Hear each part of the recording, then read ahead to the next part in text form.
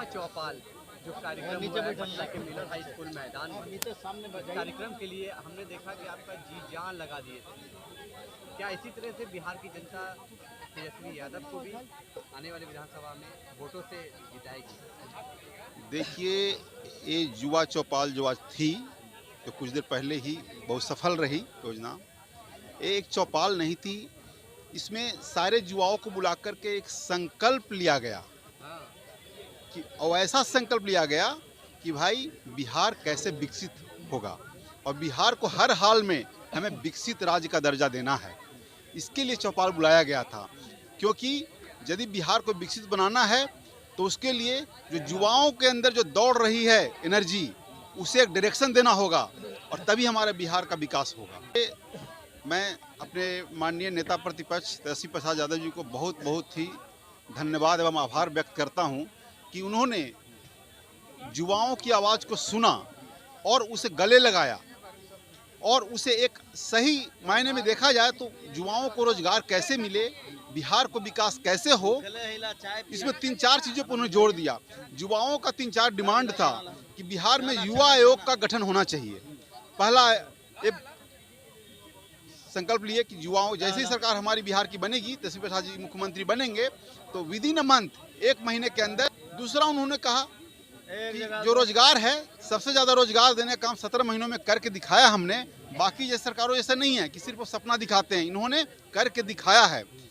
तीसरा बात इन्होंने कहा कि आज की सरकार क्या करती है कि जब पैसे की जरूरत इनको होती है तो उन्होंने रिक्रूटमेंट निकाल देते हैं, उसके थ्रू मतलब देखा जाए तो एक तरह से देखा जाए तो सोर्स ऑफ मनी बना लिया उसको, सोर्स ऑफ फंड, कि भाई फंड कैसे क्रिएट हो।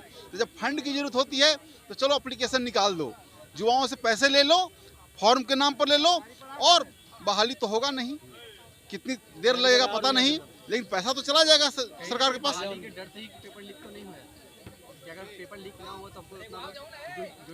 देखिए, ये तो समझने की चीज़ है, क्योंकि सारी सत्ता आपके पास है।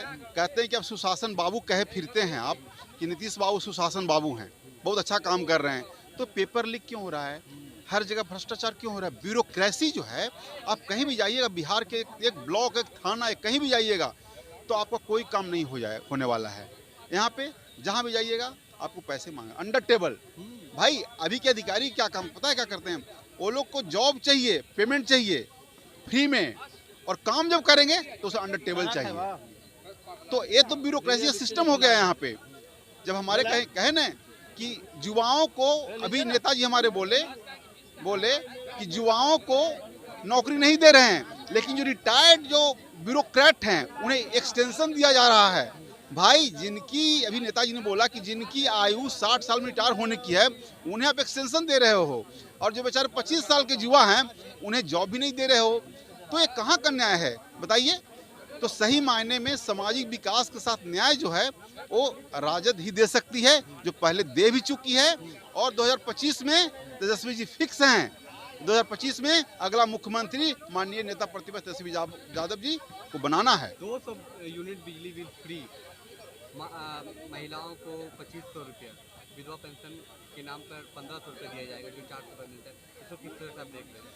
देखिए, देखा जाए बहुत, इसको इस तरह से देखिए कि जब जो पिछले पायदान पे कुछ लोग हैं वो अपनी मूलभूत आवश्यकताएं के चलते वो आगे नहीं बढ़ पाते हैं, तो इस हमारी पूरी सोसाइटी के कलेक्टिव एफर्ट होना चाहिए ताकि सब लोग मिल करके वहाँ पे उनको सहयोग करें कि भाई कम से कम एक पायदान से थोड़ा सा ऊपर आएँ, ताकि वो अपने खुद के बल पे खड़े हो सकें।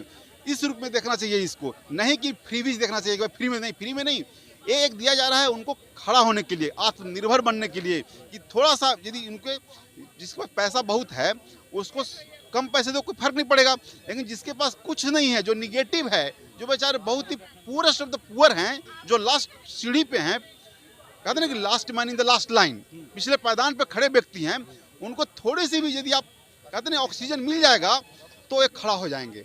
तो इसके इस रूप में देखना चाहिए। तो हमारी सरकार पिछड़ों की सरकार है, हमारी सरकार दलितों की सरकार है, और ये हमेशा ऐसे इनको पुनर्जीवित करने काम करती है। जहाँ पे पिछड़ों हैं, दलित हैं, हर समाज के लोग, सबको जोड़कर काम करती है, और कैसे उसे विकास की ओर ले जाना है समाज को है। जब तक समाज विकास नहीं करेगा तो सरकार कैसे आएगी, अच्छे काम, सरकार अच्छी काम नहीं करेगी तो समाज का विकास कैसे होगा। यहाँ तो हर जगह भ्रष्टाचार ही है। तो अब तो कुछ सब तो कह देगी भाई, जो कहा जाता है ना कि जो सामने से दिखता है प्रत्यक्ष को प्रमाण की आवश्यकता नहीं होती, तो 17 महीनों में तो करके दिखा दिया है भाई साहब। तो अब तो कुछ कहने की बचा ही नहीं है। अब अगला इलेक्शन आ रहा है, देख लीजिए क्या होने। अभी देखिए ना, अभी जो सर्वे आया है सी वोटर का, उसमें 41% लोग कह रहे हैं कि बिहार का सीएम तेजस्वी प्रसाद यादव जी को पसंद कर रहे हैं। तो साफ जाहिर है ना, आपके पास है ही नहीं। देखा जाता है कि जहाँ से भी राजद खड़ी हो रही है वहाँ से प्रशांत किशोर अपना कैंडिडेट खड़ा करेगा, उससे कहीं ना कहीं मुस्लिम वोट जो है बढ़ तो नहीं जाएगा। देखिए, राजद डिस्ट्रक्टिव पॉलिटिक्स नहीं करती है, ये सिर्फ और सिर्फ कंस्ट्रक्टिव पॉलिटिक्स करती है। हमारे जो कहते हैं ना आप कि प्रशांत किशोर जी जो रणनीतिकार हैं, वो कंस्ट्रक्टिव काम नहीं कर रहे हैं, वो डिस्ट्रक्टिव काम कर रहे हैं, वो हराने की काम कर रहे हैं। तो हमें नहीं लगता कि इस तरह से राजनीति में वो बहुत अच्छा करेंगे। वो ठीक है, आप अच्छा काम कब करते, जब आप कंस्ट्रक्टिव पॉलिटिक्स में पार्ट करते हैं। आप पढ़े लिखे युवा हैं, आप बिहार में आए हैं, आप ऑलरेडी बहुत बड़े रणनीतिकार रह चुके हैं, आप कई पार्टी में जा भी चुके, काम भी कर चुके हैं, आपका प्रोफेशन ही रणनीतिकार का है। तो आपको कंस्ट्रक्टिव थॉट होना चाहिए कि बिहार का विकास कैसे हो, किसको अच्छा उम्मीदवार बनाना है, किसे जिताना है। आप तो हराने के लिए कूद रहे हैं हर जगह पर भाई साहब। तो हम तो इसको नहीं मानते इस तरह से।